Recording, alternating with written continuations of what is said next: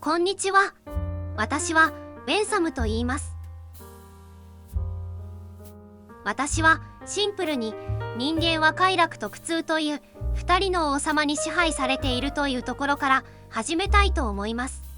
もうこれはどうしようもないのです。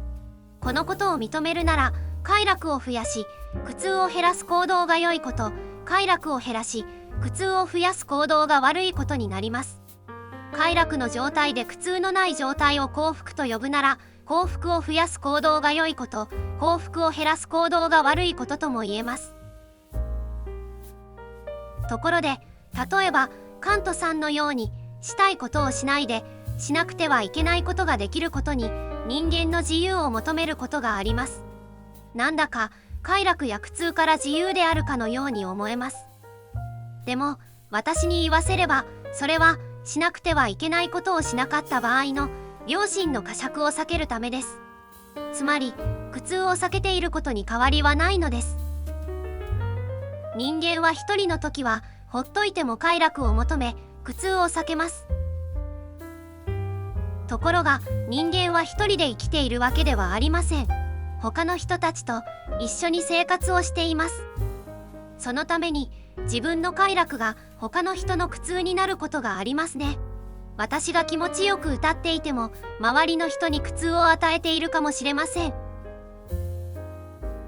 そこで良い行動というのはできるだけ多くの快楽をできるだけ多くの人々に与えることになります。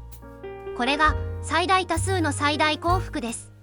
良い、悪い、つまり道徳や法律を作る時の基準となります。そのためには一人一人の快楽の量を計算して合計を出す快楽計算というものも考えてみました。今私が話していることが皆さん一人一人に共感を呼んでいるならプラス、反感を呼んだりうざいなと思われたらマイナスとなります。そしてそれを合計してプラスの数が大きければ私の行動はそれだけ良いことになるのです。それでは数値を発表してください。あれ、そんな。昔々エピクロスという哲学者がいました。エピクロスは快楽主義を取りながら快楽に精神的と肉体的の区別を認めました。でも私は快楽に精神的とか肉体的とかの違いを認めません。私の方が快楽主義として徹底しているのです。私は私の体を保存しておくように遺言しました。現在でもロンドンの大学に展示されています。いつでも会いに来てくださいね。